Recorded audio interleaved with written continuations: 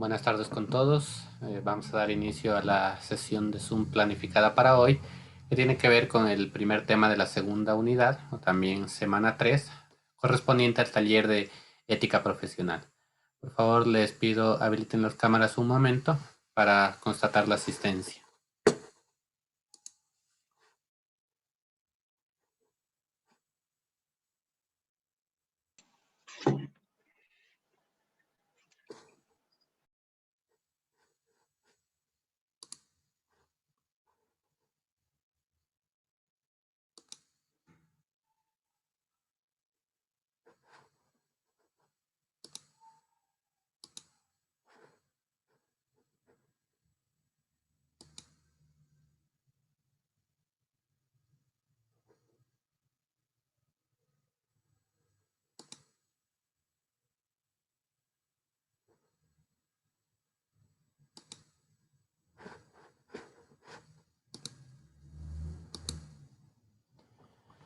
Bueno, vamos a desarrollar la clase. Esperamos hacer una clase interactiva, es decir, mediante la explicación que se vaya desarrollando, se va a ir realizando algunas preguntas, para lo cual, si lo menciono a alguno de ustedes, le pido por favor, antes de responder, active el audio y luego active la cámara para proceder a responder a las preguntas o a la participación que quieran realizar. Bueno, en este momento voy a proceder a compartirles la presentación.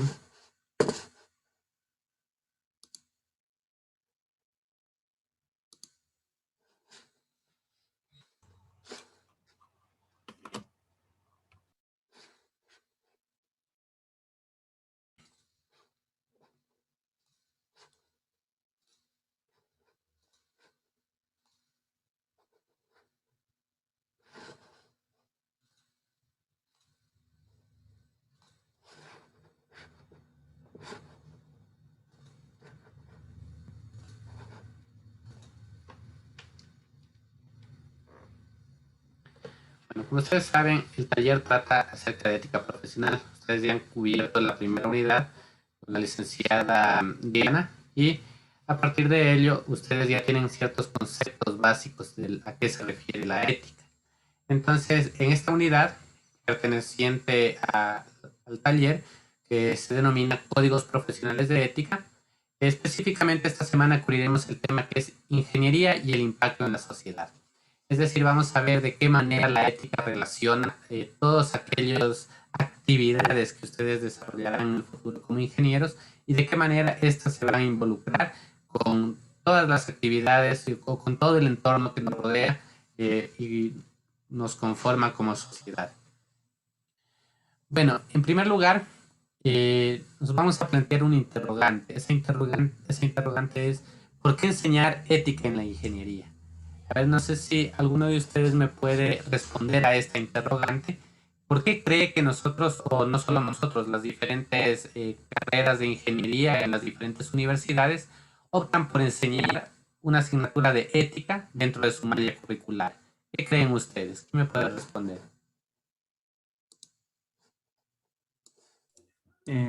Buenas tardes. Sí, buenas tardes. Bueno, yo diría que es básicamente como hemos venido viendo, que en toda carrera tiene que haber un código de ética y que es lo que forma al profesional, no solo el conocimiento, sino también el modo de actuar para el bien de la sociedad. Ya, muy bien, gracias, Gabriel. Ya, entonces, como nos comenta Gabriel, eh, casi todas las actividades que nosotros realizamos de manera formal están relacionadas con un código de ética. Y allí viene una palabra clave de todo lo que tiene que ver esta asignatura, y sobre todo lo que veremos la semana siguiente, que son los códigos de ética. Es decir, una serie de normas o una serie de lineamientos que vienen a gobernar o que vienen a permitir cómo nosotros nos desenvolvamos en un entorno. Entonces, yo preguntaba el por qué enseñar ética en la ingeniería. Entonces, esto se relaciona mucho con que el ingeniero como profesional tiene que tomar una serie de decisiones. Es decir, cuando ustedes ya se conviertan en ingenieros, cuando ustedes formen parte de un entorno laboral, o ustedes trabajen en el desarrollo de proyectos, ustedes trabajen como consultores, cualquiera de las ramas en las que ustedes puedan desenvolverse laboralmente y relacionadas con ingeniería, van a estar envueltos en una serie de toma de decisiones. Entonces, estas decisiones generalmente van a influir en la sociedad, es decir, van a tener una influencia directa con la sociedad. Por ejemplo, si ustedes deciden o si ustedes trabajan en un proyecto que tiene que ver con una conexión o con un enlace que permita establecer la comunicación entre dos pueblos lejanos. Entonces, la tecnología que ustedes apliquen o las técnicas que ustedes apliquen para establecer ese enlace, suponiendo que va a ser un radioenlace. Entonces, todo eso va a influenciar en la sociedad en diferentes aspectos, en que les van a brindar a esas personas la posibilidad de que se comuniquen. También les van a influir a través de que ustedes tendrán que dar empleo, por ejemplo, para cuando vayan a realizar la construcción, levantamiento de torres, levantamiento de cabinas de control. Todo eso ustedes van a influenciar de una u otra manera al entorno en donde se va a desarrollar esa actividad. Entonces, las decisiones que ustedes tomen influyen en esa sociedad. Entonces, esto se ve relacionado con que se genera una responsabilidad profesional y social. Si ustedes van a ser responsables de cada una de las decisiones que tomen, desde el momento en que diseñan el proyecto, elaboran el proyecto, lo ponen en marcha, hasta cuando ya se desarrolla y en todo el tiempo de ejecución. Algo que también hay que considerar es que el impacto ambiental, es decir, ustedes como ingenieros o como profesionales, siempre van a estar relacionados con el impacto que tengan sus actividades con el medio ambiente. Hoy en día este es un tema bastante de moda, por decirlo de esta forma, ya que hay muchos colectivos y hay muchas organizaciones que se dedican a la defensa del medio ambiente. Es muy frecuente escuchar, por ejemplo, hoy en día, muchas personas, incluso en nuestra ciudad, que se oponen a la instalación de antenas para redes 5G. Bueno, y hasta cierto punto es por falta de conocimiento o por desconocimiento, ya que en nuestro país ni siquiera aún existe este tipo de red. Sin embargo, ya hay personas que se oponen a las redes 5G. Muchas veces argumentan que son nocivas para la salud, argumentan que van a producir daños para las personas. Entonces, esto es algo que nosotros debemos como ingenieros saber sustentar y saber defender, que este tipo de actividades relacionadas con la tecnología y en este caso relacionadas con las telecomunicaciones no tienen la afección que muchas otras personas, no se sabe con qué intereses, intentan hacernos a nosotros, o no a nosotros, sino a las personas en general, intentan hacer creer que va a ser algo dañino para ellos. Entonces, siempre nosotros debemos estar de la mano con aquellas normas que dictan el cuidado del medio ambiente para tomar en cuenta las consideraciones necesarias y luego no estar dentro de ninguno de estos tipos de problemas o debates que pueden surgir. Otro aspecto a considerar es que un ingeniero puede ser un director de proyectos, puede ser un evaluador de proyectos. Entonces, en todas esas actividades, él mismo se va a convertir en un administrador, es decir, va a tener que relacionarse con todas las dotes de administración, administración de recursos económicos, administración de recursos humanos, administración de diferente tipo y que va a requerir en algún punto de lo que mencionábamos en un principio de toma de decisiones. Entonces, esto que nosotros encontramos en la izquierda son algunas de las características que están relacionadas con el quehacer de un ingeniero en su vida profesional. Y en la parte derecha viene un poco de los inconvenientes que puedan darse o que puedan existir en la vida profesional o en el desarrollo de sus actividades. Por ejemplo, ¿de qué nos habla la prevención?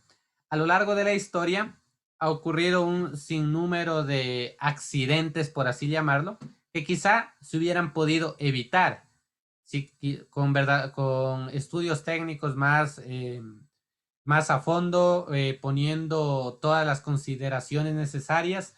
Por ejemplo, el accidente del transbordador Challenger en Estados Unidos o del transbordador Columbia en Estados Unidos, en donde perecieron algunas personas a causa de accidentes que se pudieron evitar. Es decir, fueron fallas humanas, fueron fallas de una persona o un grupo de personas que tendrían que haber realizado quizá más pruebas o quizá tuvieron que haber puesto mayor seriedad en el desarrollo de sus actividades. Otro evento, por ejemplo, el accidente nuclear en Chernobyl, en Ucrania, es otro de los aspectos que si nosotros analizamos a fondo, se podrían haber evitado. Por ejemplo, si ustedes han visto la serie que relata un poco la historia de lo ocurrido en Chernobyl, hay muchos aspectos en todos los niveles, desde el nivel político, desde el nivel técnico, desde el nivel social, desde el nivel organizacional, que se pudieron haber evitado para que si ya se dio este accidente no tenga las consecuencias que en sí tuvo. Entonces, todo eso tiene que ver con la formación que ustedes van a tener como ingenieros, como profesionales, y por qué dentro de esto debe ser uno de los ejes fundamentales la ética. Para evitar, o más que para evitar, es para poder salir adelante o sobrellevar con éxito lo que son los problemas éticos. Entonces, un ingeniero, un profesional, se va a encontrar a menudo rodeado de problemas éticos. ¿Y por qué es esto de los problemas éticos? Es decir, ¿qué tiene que ver esto con la ingeniería? ¿Qué tiene que ver esto con lo que ustedes se encuentran estudiando en sí? Aquí he puesto una imagen, una caricatura, que quisiera que alguno de ustedes me dé la interpretación que le despierta esta caricatura. No sé quién puede participar. Active su cámara y el micrófono y respóndeme qué interpretación le da a esta figura que tenemos aquí.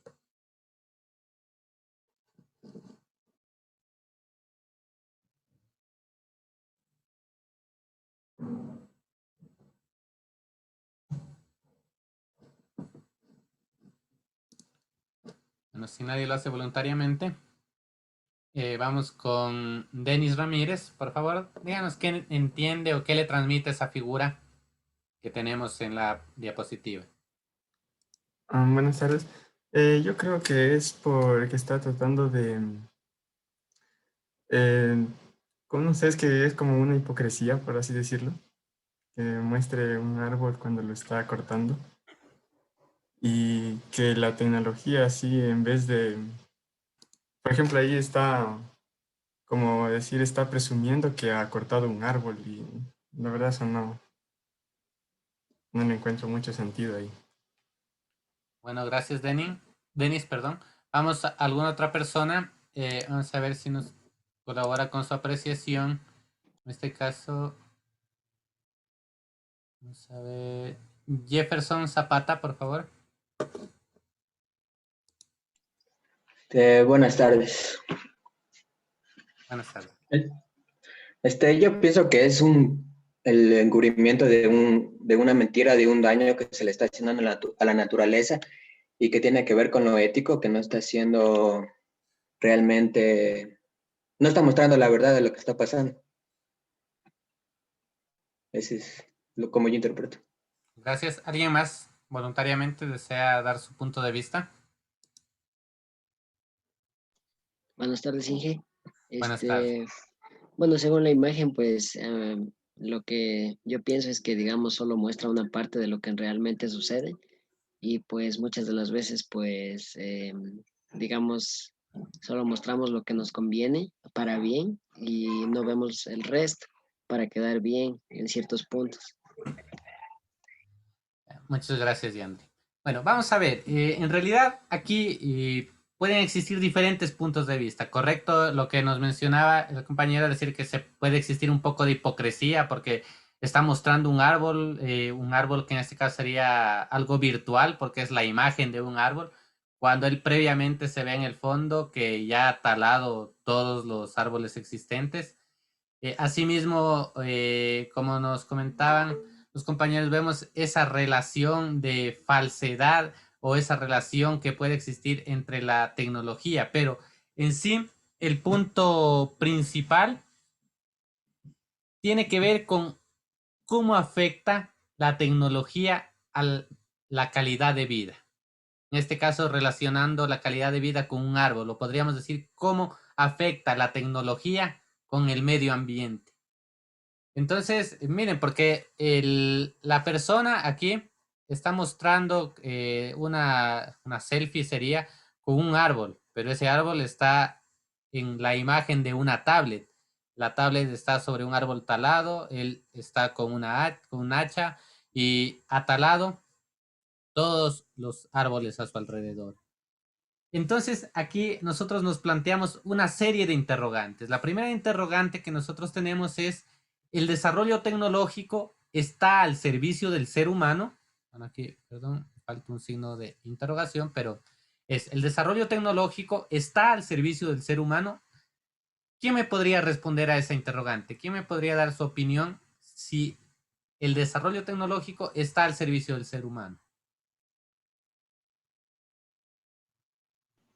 Buenas tardes, ingeniero. Buenas tardes. Para mi punto de vista, creo que el desarrollo tecnológico, o sea, los productos más bien que desarrolla la tecnología, pues sí estarían al alcance, ¿no? Porque tenemos los teléfonos, computadoras, tablets, todo eso tenemos a nuestra disposición. Lo que sí no estaría a nuestro alcance y por razones obvias, pues es el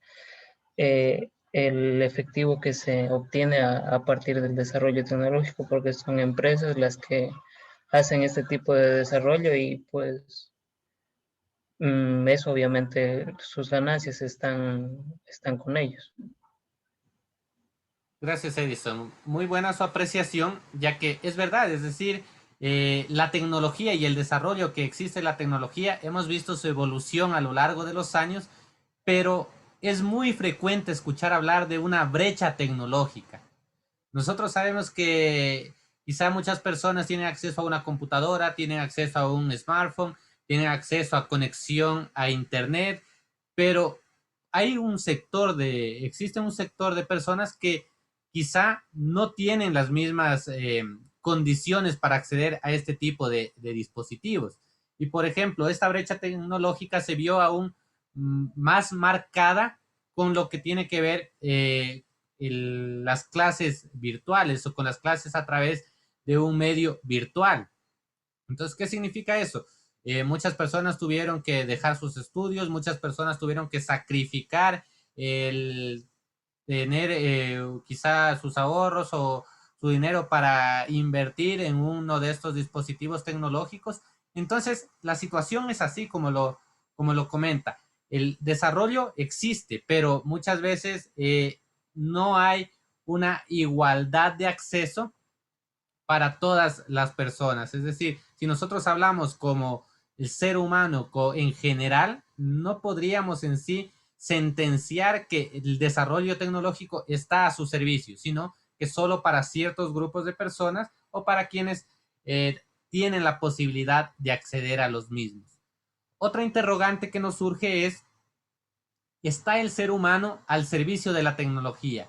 ¿Quién me puede ayudar con su apreciación con esta interrogante?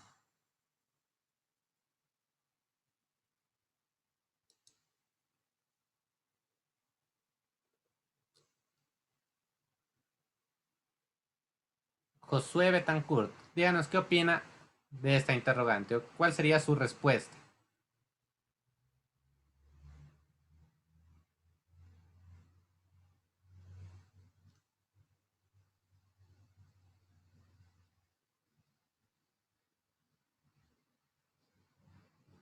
¿Está Josué?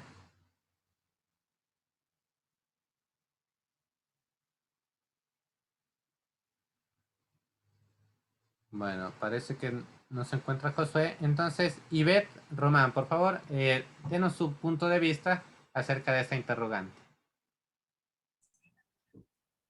Yo creo que no está al servicio de la tecnología, sino que más bien es un trabajo mutuo, ya que para el desarrollo de la tecnología necesitamos de recursos humanos o de personas que, por ejemplo, investiguen y realicen los inventos tecnológicos, y de todas maneras, para que la tecnología se desarrolle necesitan de recursos humanos, y los humanos ocupamos esa tecnología en nuestras vidas. Entonces yo creo que no está al servicio de la tecnología, sino que más bien es un trabajo equitativo.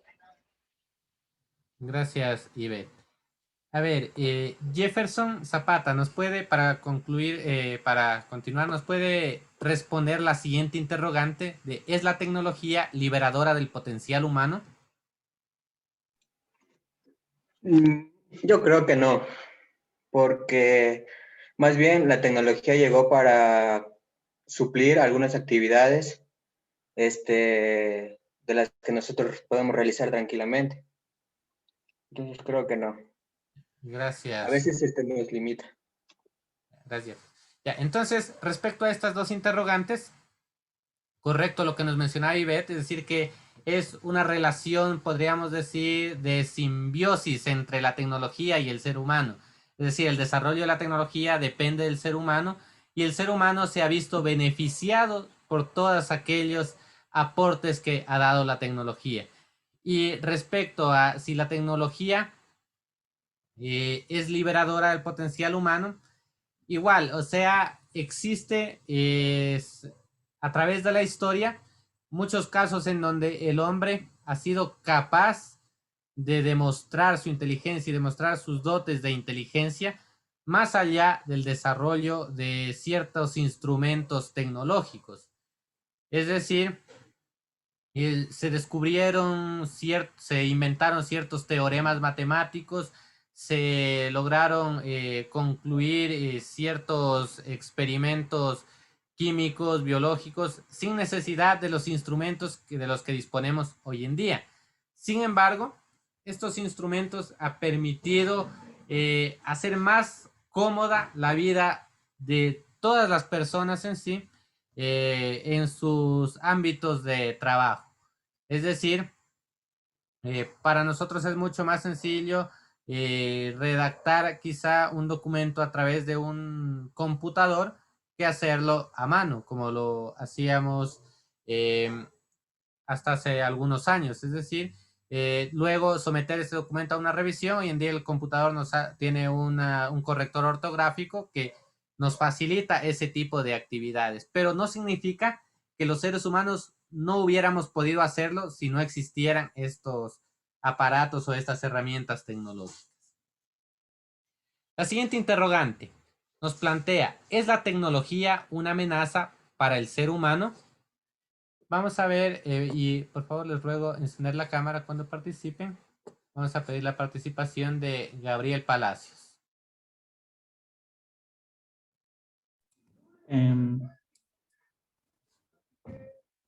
Bueno, yo pienso que no, o sea, no creo que sería una amenaza, pero bueno, más o menos sería una amenaza si se volviera una cosa que, bueno, como es ahora más o menos una dependencia, ¿no?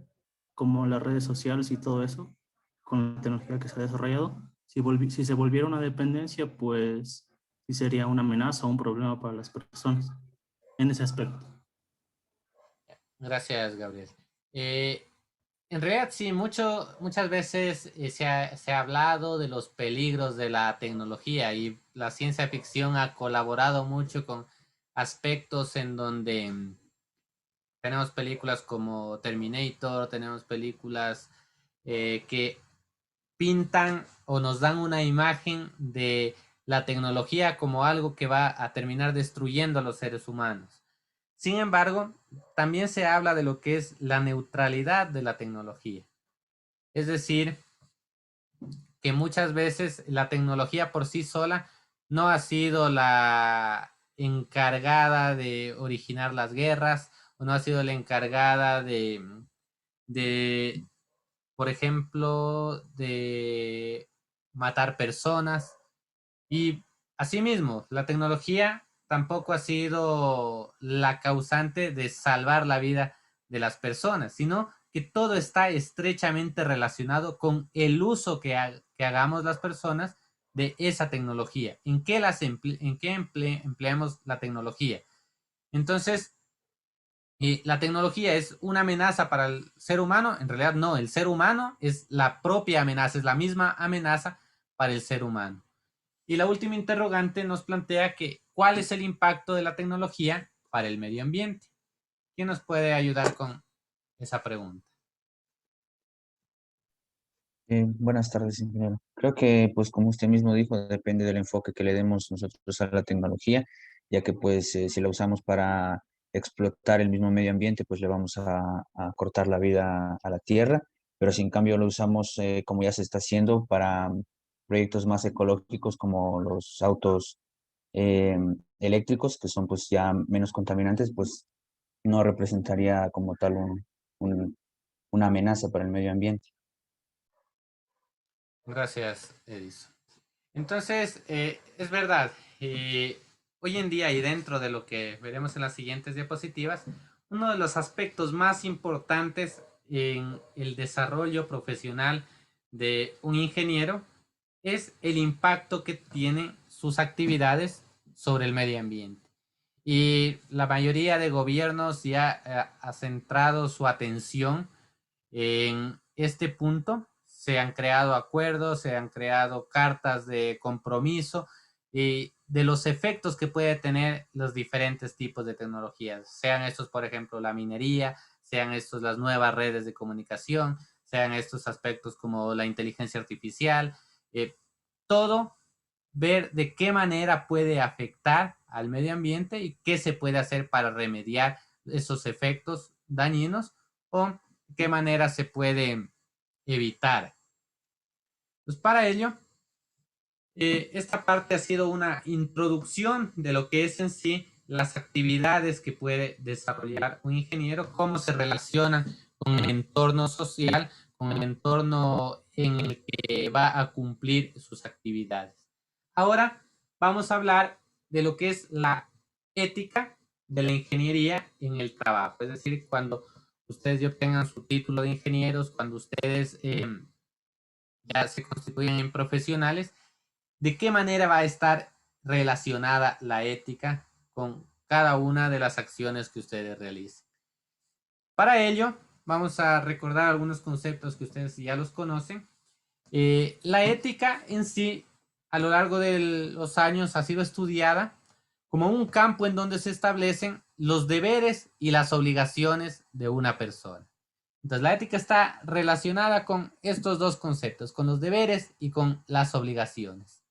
Pero también busca o también se relaciona con las explicaciones de por qué es correcto o incorrecto cierto actuar que tenemos las personas. Entonces aquí podemos observar en la figura una persona que está parada en un entredicho, es decir, si ir hacia la parte de las buenas ideas o ir a la parte de las malas ideas.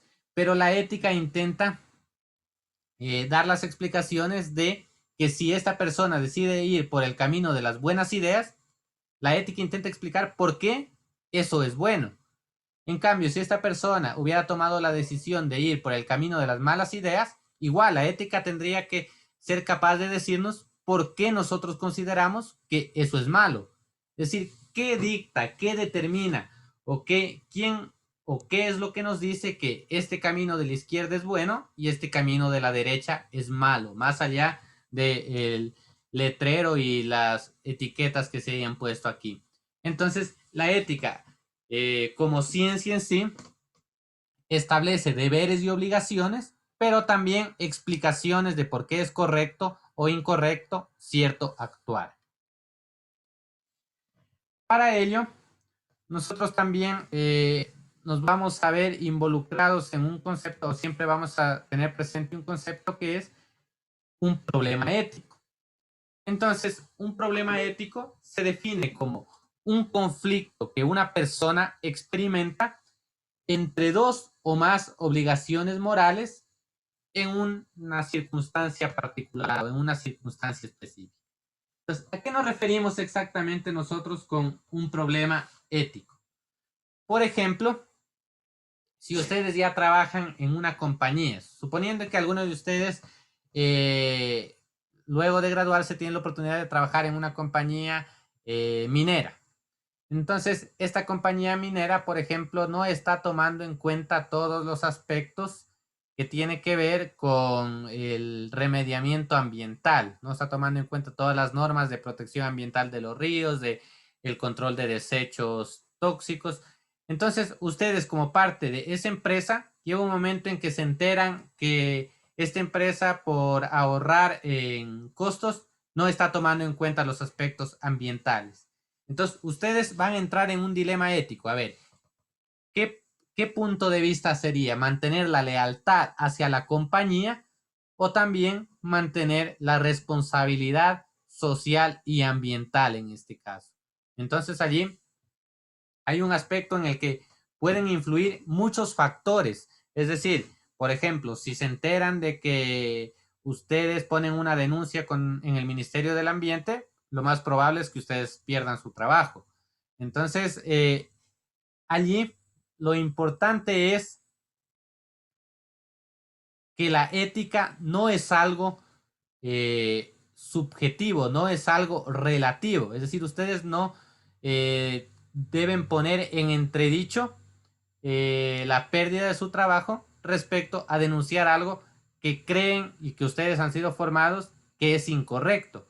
Entonces, la lealtad hacia la compañía a ustedes no los puede ir en contra de sus principios éticos. Entonces, miren, esto se constituye en un problema ético. Por ejemplo, otro problema ético podría ser la minimización del costo de productos y la preservación del medio ambiente.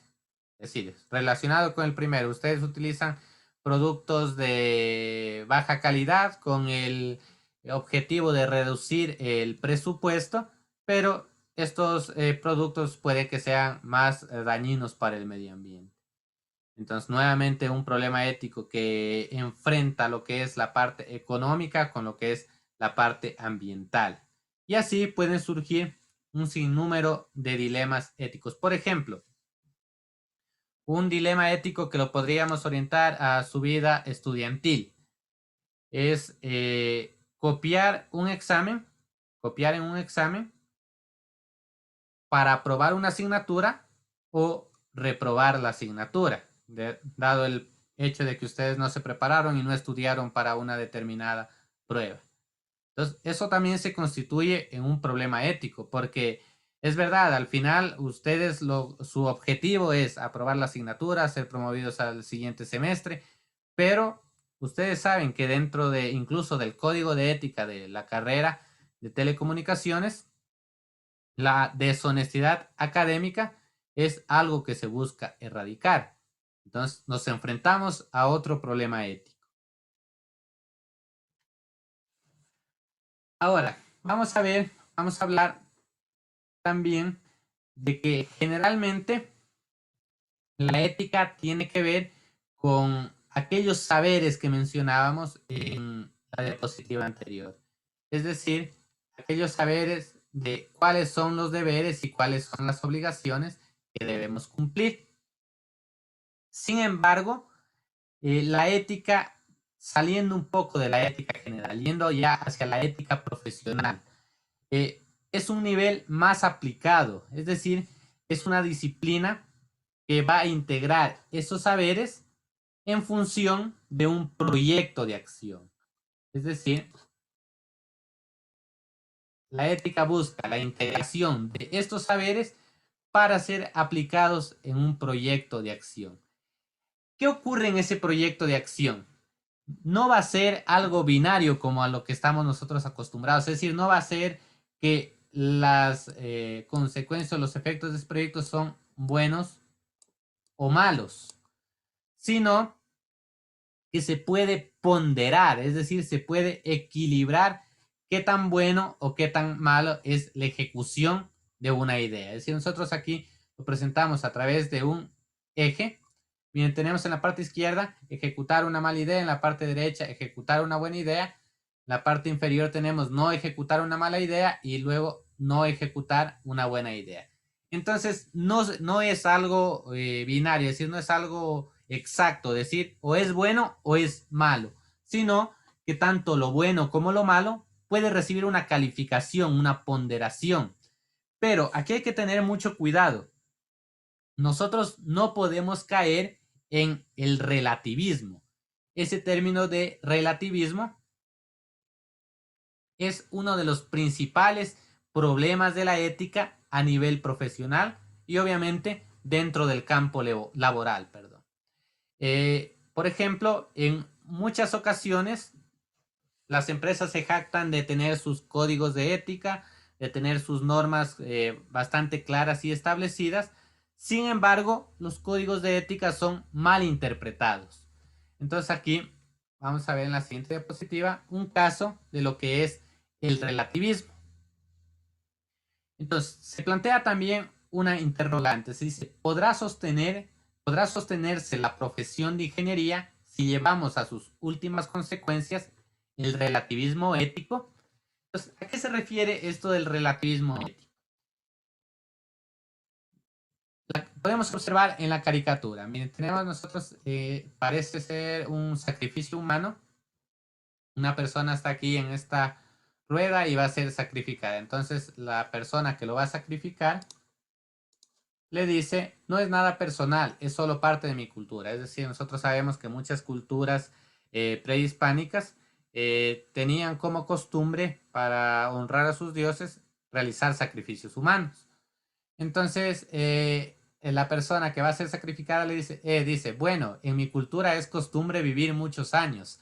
Entonces, allí vemos que está hablando de algo relativo, es decir, relativo a la persona que va a cometer el sacrificio o que va a matar a la otra persona, dice que es parte de su cultura. Pero la otra persona que va a ser sacrificada también desde su punto de vista dice, no, en mi cultura nosotros estamos acostumbrados a vivir muchos años. Entonces, nosotros no podemos llevar al relativismo ético extremo nuestros problemas éticos. Es decir, ustedes, en el caso que decíamos de la deshonestidad académica, ustedes no pueden justificar una acción de copiar en un examen o de cometer cualquier acto de deshonestidad bajo la justificación de que van a reprobar la asignatura. Es decir, si no copio, voy a reprobar la asignatura. Eso es algo relativo para ustedes. La norma general establece que ustedes deben ser honestos académicamente hablando.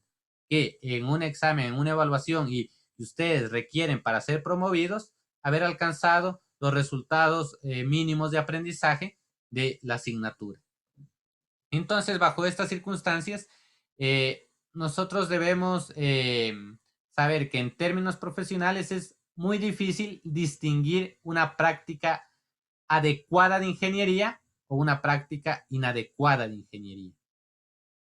Se podría llegar a un consenso, pero ¿a qué respondería ese consenso? ¿A qué respondería ese acuerdo? Es decir, ¿cómo sobrevivir? Lo que nos planteaba la interrogante, ¿cómo sobreviviría un grupo o una sociedad si no existiera un consenso? Es decir, nosotros sabemos que si estamos jugando un partido de fútbol, yo no le puedo meter una patada a un jugador que está sin el balón. Entonces, pero ¿por qué sabemos que eso no está permitido? ¿Por qué sabemos que eso es malo? Porque hay un conjunto de reglas que establecen cómo debe ser el comportamiento dentro de la cancha de juego, cómo debe ser el comportamiento de todos los jugadores en la cancha de juego. Y aún así, si por ejemplo no es un partido entre amigos y no estamos jugando con un árbitro, no estamos jugando regidos a las normas o a las reglas del fútbol, pero nosotros sabemos como personas que no podemos agredir a otra persona. Entonces, ¿cómo se ha llegado a ese consenso? ¿Cómo se ha llegado a ese acuerdo que está mal sin ninguna razón, agredir a la otra persona. Muchos de estos consensos lo que buscan es el bien global, es decir, el bien común de la sociedad como tal. Es decir, evitar el daño de cualquiera de las personas de una sociedad. Entonces, nosotros podríamos plantearnos la interrogante. Entonces, ¿son relativos los asesinatos, los robos, las guerras? ¿Son relativos? Es decir, si una persona me asalta y me roba el celular, ¿es justificado porque esa persona no tiene que comer? ¿O es justificado que yo me sienta agredido en este caso porque esa persona me robó el celular? ¿Quién tiene la razón en ese caso? ¿La persona que está robando para poder llevar el pan a su casa, o yo al sentirme agredido porque me robaron un celular? Entonces, miren, este tipo de relativos ponen en duda muchos de los conceptos de la ética, y precisamente eso se debe evitar. Es decir, las normas éticas, los códigos de ética deben establecer claramente, sin lugar a caer en relativos, cómo y de qué manera debemos actuar y comportarnos. Ahora, ¿qué nos dice un código de ética? De entrada, nosotros vamos a saber que un código de ética como tal no es un conjunto de reglas a seguir. Y cuando decimos no es, se refiere a que no son simplemente un conjunto de reglas a seguir. Por ejemplo, nosotros tenemos el código de ética de telecomunicaciones. El código de ética como tal no son ese conjunto de reglas que, si ustedes no los han leído, se encuentran en la página de la carrera. Y si nadie se atreve a leerlos, se quedarán allí en la página de la carrera, y si les preguntamos en este momento, ni siquiera van a saber responder de qué es lo que dice ese código de ética. No, entonces no se restringe únicamente a ese conjunto de reglas a seguir. El código de ética es un conjunto de principios fundamentales que pueden regir el actuar y la toma apropiada de decisiones. Entonces, ¿a qué nos referimos con un conjunto de principios fundamentales? Cualquier código de ética debe estar basado en principios fundamentales.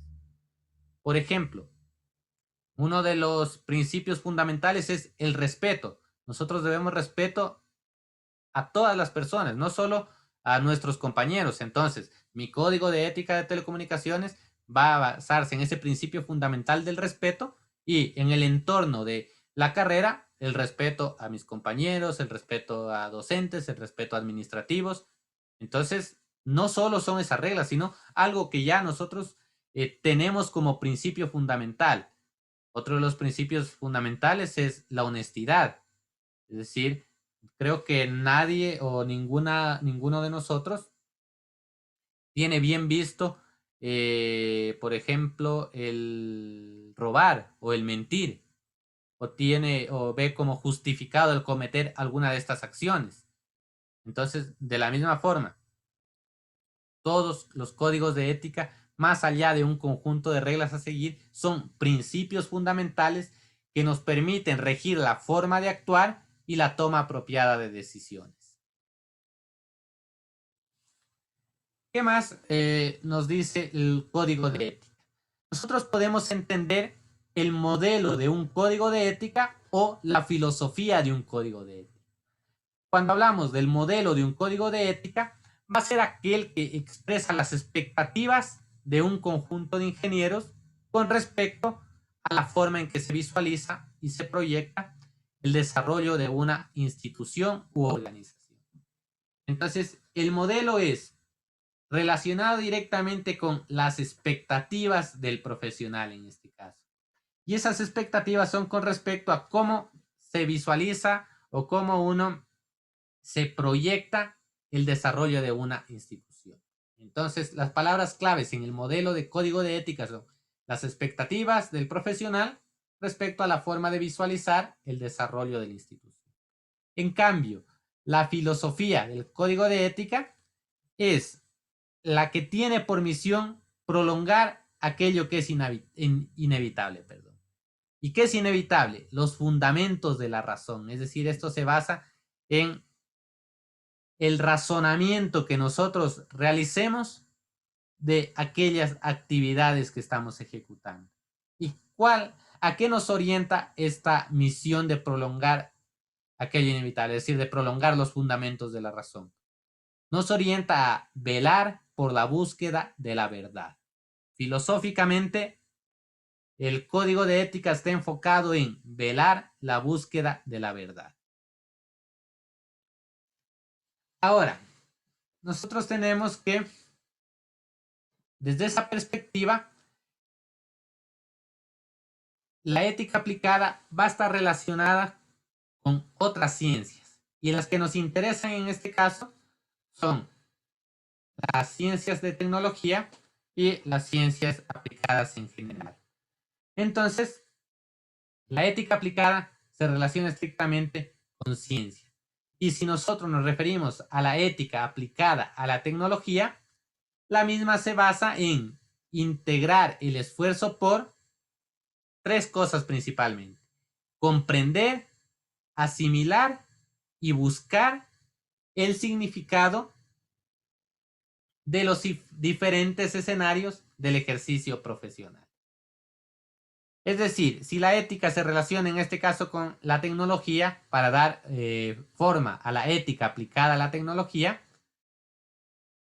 esta viene a integrar un esfuerzo por comprender, asimilar y buscar en sí el significado que mejor nosotros lo podamos relacionar con los diferentes escenarios del ejercicio profesional.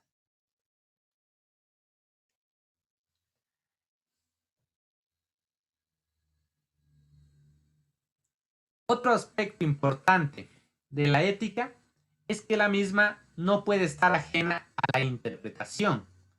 Es decir, la ética como tal puede desdoblar el pensamiento de todos aquellos principios que nosotros tenemos de la antropología y principios históricos. Si hablamos de antropología, es todo aquello relacionado con el hombre, con su pensamiento, con su desarrollo. Entonces, la ética no está ajena a lo que es la interpretación de pensamientos antropológicos o de pensamientos históricos.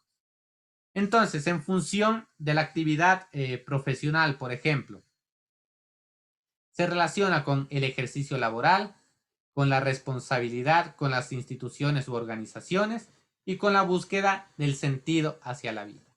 Es decir, un ingeniero, que es nuestro caso, va a buscar o va a tener como actividades las que tenemos encerradas aquí en la nube: el ejercicio laboral, responsabilidad con las organizaciones y búsqueda del sentido de la vida. Y además, como parte de sus actividades, va a tener que realizar reportes periódicos, por poner un ejemplo. Y dentro de esos reportes periódicos debe hacerlos con honestidad, con sinceridad, con respeto a la vida y al bienestar, con justicia, con franqueza y con responsabilidad.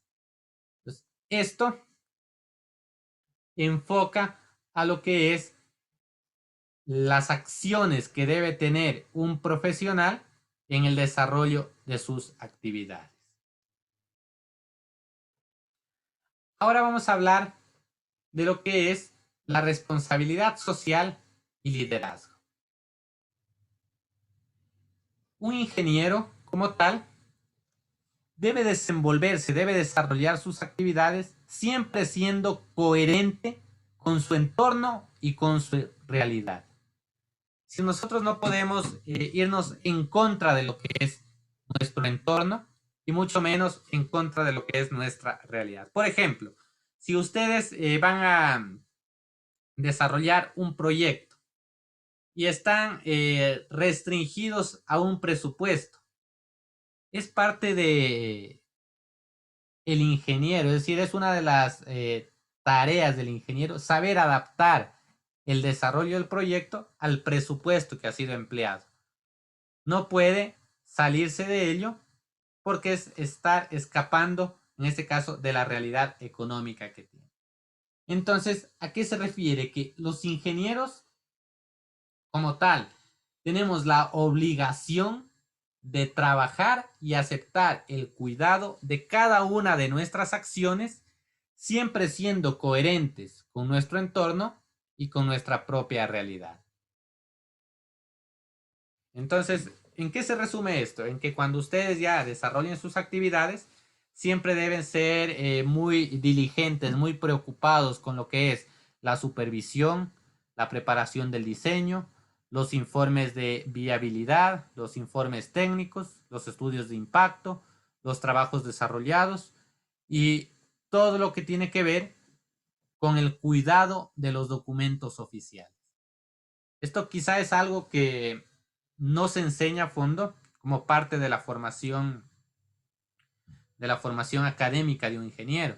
Es decir, uno cómo debe elaborar un contrato, uno cómo debe llenar un formulario, por ejemplo, para el Ministerio de Telecomunicaciones, uno cómo debe realizar todos estos aspectos administrativos. Sin embargo, nosotros como ingenieros tenemos la responsabilidad de conocer y realizar con toda la atención del caso este tipo de documentos, porque estos implican una responsabilidad directa con respecto a las empresas. Además, nosotros tenemos que los profesionales no pueden limitarse a la empresa para la que están laborando. Es decir, los ingenieros como tales deben tener en cuenta acciones peligrosas para la sociedad, deben considerar presupuestos, deben hacer y proteger la ley y deben tener cuidado y manejo del personal en ciertos casos. Entonces, en lo que respecta, por ejemplo, al cuidado y manejo del personal, deben dotar de todas las normas de seguridad, todas las normas de salud, todas las normas de bienestar para el personal que se encuentra a su cargo. Asimismo, ustedes deben tener las dotes de liderazgo para poder organizar y distribuir las actividades, la forma en que se deben desarrollar las actividades y el tiempo en que se deben cumplir las actividades. En lo que tiene que ver con el desarrollo sostenible y medio ambiente, el ingeniero debe velar por el desarrollo sostenible, es decir, la satisfacción de las necesidades actuales sin comprometer las futuras generaciones. Entonces, por ejemplo, si nosotros estamos trabajando y requerimos de mucha madera, entonces para satisfacer la necesidad, por ejemplo, de construir, suponiendo que es el tiempo en que todo se edificaba con base a madera, entonces necesitábamos construir muchas escuelas, hospitales, carretas, entonces vamos y talamos todos los bosques que están a nuestro alrededor para poder solventar esa necesidad de madera y poder cumplir con el proyecto de construir y edificar y todo. ¿Qué estamos haciendo? ¿Estamos desarrollando? Sí, porque estamos creando escuelas, estamos creando hospitales, estamos creando medios de transporte. Entonces hemos empleado toda la madera en cumplir con esas actividades. Entonces existe un desarrollo, pero no un desarrollo sostenible. ¿Por qué?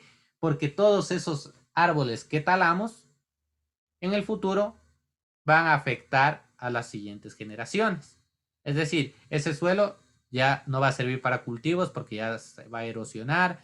Ese suelo ya perdió todos los nutrientes que se podían dotar a través de las hojas que caen de los árboles. Entonces, nosotros le quitamos algo a las futuras generaciones. Comprometimos parte de lo que les correspondía a las futuras generaciones en pro del desarrollo actual. Entonces, nosotros siempre debemos buscar el desarrollo sostenible, es decir, satisfacción de las necesidades actuales sin comprometer las futuras generaciones.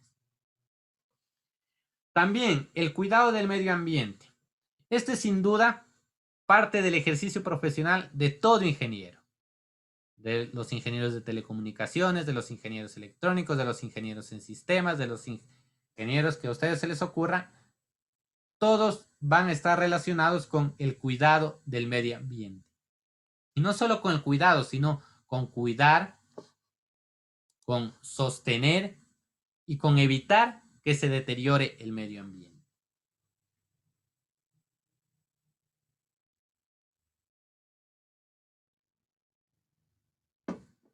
Esto nosotros lo podemos observar hoy en día en las políticas de muchas empresas. Actualmente ya es política de empresa, se podría decir, todo aquello relacionado con el cuidado del medio ambiente. Es decir, van a existir muchas empresas que requieren de energía y recursos naturales, pero esos recursos naturales pueden ser no renovables o pueden ser renovables. Entonces, está en los ingenieros intentar siempre orientarnos hacia este punto.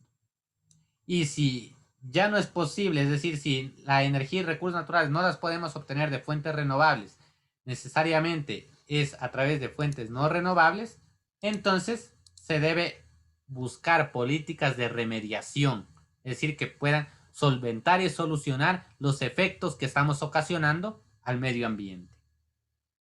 Entonces, al final, lo que se busca es un equilibrio, se busca un equilibrio entre el desarrollo que nosotros estamos buscando, el desarrollo tecnológico, el desarrollo económico y también mantener el equilibrio ambiental.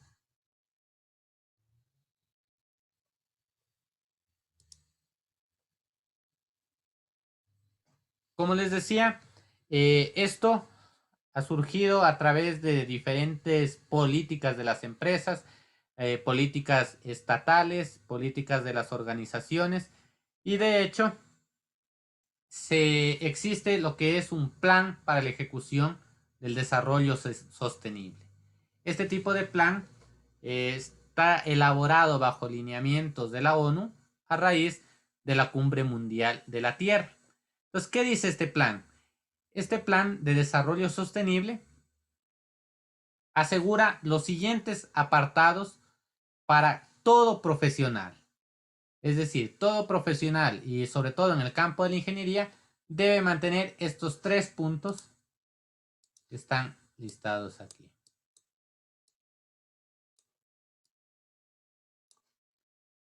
El primer punto, compromiso renovado con el desarrollo sostenible. Es decir, siempre debe existir ese compromiso con el desarrollo sostenible. Es decir, ir en pro del desarrollo sin embargar a las futuras generaciones. El segundo punto, evaluar el progreso de su aplicación deficiente en el cumplimiento de los compromisos acordados. Entonces, siempre nosotros debemos regirnos con ingenieros a un proceso de evaluación de todas las actividades que estamos desarrollando y ir viendo que los mismos se cumplan, sobre todo en los plazos acordados. Y el tercer punto, abordar los desafíos nuevos y emergentes. Por ejemplo, hoy en día uno de los desafíos emergentes es la lucha contra el COVID-19. Entonces, todos los ingenieros, sin importar su rama, ingenieros ambientales, industriales, químicos, electrónicos, de telecomunicaciones, unir fuerzas y enfocarse hacia lo que es este tipo de emergencias y cómo solventar. ¿Qué se busca con este plan de ejecución del desarrollo sostenible?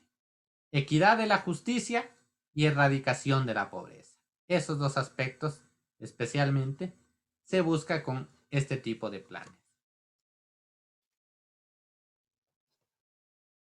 Además, los ingenieros o los profesionales tienen la responsabilidad de cumplir de forma extrema con lo siguiente: medidas de seguridad, salud y bienestar y cuidar con el medio ambiente.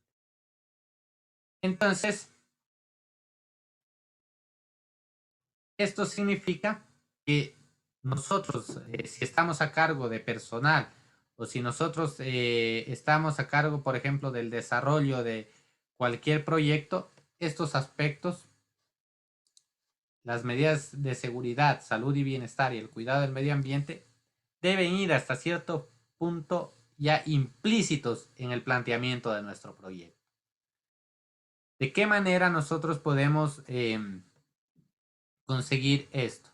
A través de un estudio de riesgo, a través de tener cuidado en las decisiones y en las prácticas que realizamos, y a través del cuidado de estándares y códigos aplicados. Esto nos va a permitir mantener medidas de seguridad, salud y bienestar y cuidar con el medio ambiente. Casi todo se encuentra estandarizado y normalizado. Si yo quiero que mis trabajadores suban a una torre de telecomunicaciones, hay normas que establecen qué tipo de protección deben llevar, qué tiempo ellos pueden estar en una torre, hasta qué altura pueden estar, el tipo de protecciones son eléctricas, si son contra caídas, todo se encuentra estandarizado y normado para nosotros poderlo aplicar.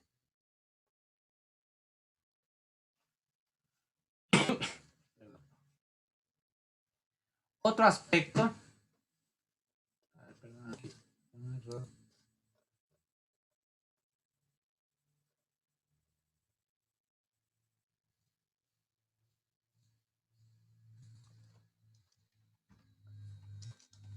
Listo. Otro aspecto, como les decía, a considerar es el cuidado de la información que se tiene. Y no nos referimos en este apartado, no nos referimos a lo que son datos, sino al conocimiento que nosotros tenemos. Es decir, aquí habla de las competencias profesionales de cada uno de ustedes. Y significa que ustedes como ingenieros se verán obligados a manejar y decidir la información que se encuentra a su alcance. Entonces, para eso existe la necesidad imperiosa, es decir, se requiere que ustedes siempre se mantengan actualizados, es decir, estén a la vanguardia en conocimientos, en programas y en literatura, en todo aquello de su área de competencia. Entonces, esto tiene concordancia con aquello que siempre uno repite en algunas de sus clases, es que uno nunca termina de aprender, y sobre todo en estas carreras tecnológicas, a uno le exige a mantenerse actualizado, a estar informado, a estar leyendo, a salir un nuevo estándar, a estar revisando, a ver qué normas se están aplicando, siempre actualizados. Entonces, hay que tener el cuidado de la información que se tiene. Además, la práctica profesional que ustedes realicen, es decir, el desarrollo de sus actividades, debe estar inclinado a una distinción y a una diferenciación de los conocimientos actuales, de los conocimientos nuevos, y no de aquellos conocimientos que ya se pueden considerar caducos u obsoletos. Entonces, ustedes tienen que ir siempre como una esponja, absorbiendo nuevos conocimientos, extrayendo nuevos conocimientos, pero a su vez relacionando esos conocimientos con las necesidades cambiantes y la adaptación al entorno social y laboral. ¿Qué más tenemos? Hablamos de agentes fieles, de clientes y directivos. Entonces, un ingeniero está llamado a ser fiel con los derechos de propiedad y con los propietarios de su trabajo. Pero también debe tener o debe generar la confianza con los administradores, con los directivos y con los clientes. En lo que respecta a la información, debe respetar la información de la empresa, debe respetar la propiedad de esa información y debe mantener la fidelidad de los derechos de propiedad y de los propietarios. En lo que se refiere a esa información, debe mantener la confidencialidad, la prudencia y la acción acertada. Entonces, ¿a qué nos lleva esto? Que la razón por la que se precisa comprender las circunstancias y en base a esas circunstancias evaluarlas de forma apropiada, entonces sin dejar de ser un agente fiel, es decir, un agente o un profesional, sin dejar de ser un agente fiel y sin dejar de aceptar el compromiso de enfrentar las circunstancias, ustedes deben buscar solucionar los problemas y buscar el correcto estado de armonía entre el código ético y la moral personal. Lo que decíamos en un principio, siempre nos vamos a encontrar con problemas éticos, pero debemos nosotros lograr mantener ese equilibrio o esa armonía entre el código ético y la moral personal, manteniendo estas normas. Parece algo complicado, pero en realidad es a lo que se enfrentan. Mantener la confianza de administradores, directivos y clientes. Es decir, por ejemplo, si nosotros estamos en un departamento de ventas y existe un producto defectuoso que estamos comercializando, también, si observamos en este punto, debe haber confianza, mantener la confianza con los clientes. Entonces, no únicamente con administradores y directivos. Entonces, se debe buscar equilibrio. Entonces, si el producto es defectuoso, ya debemos nosotros poner en una balanza entre nuestro código ético y la moral personal. Es decir, si nosotros queremos seguir colaborando en la venta de esos productos defectuosos.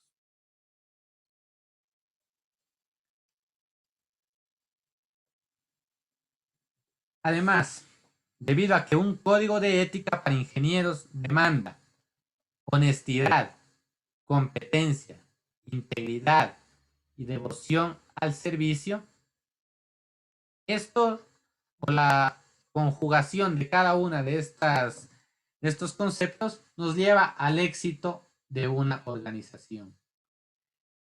Aquí me parece que tengo unos bloques de más.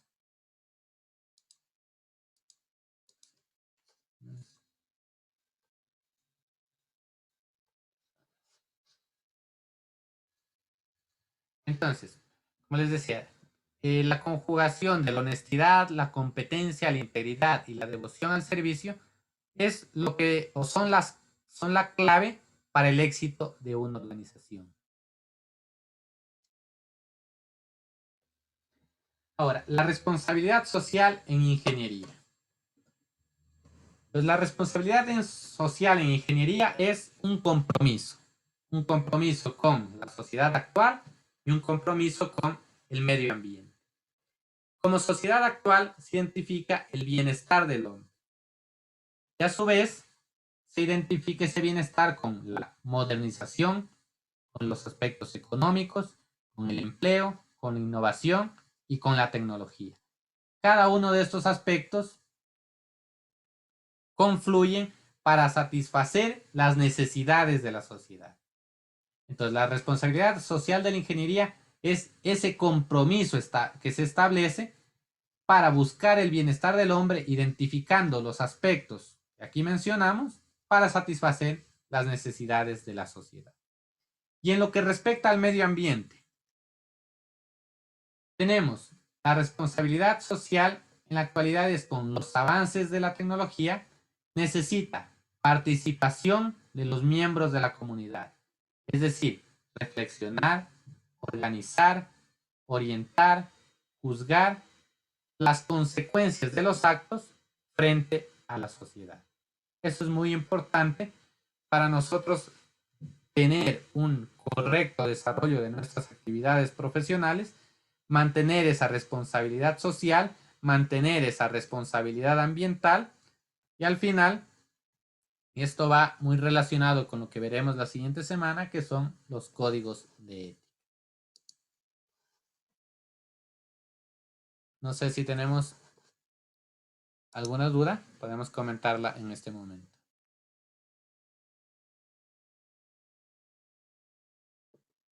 ¿Preguntas?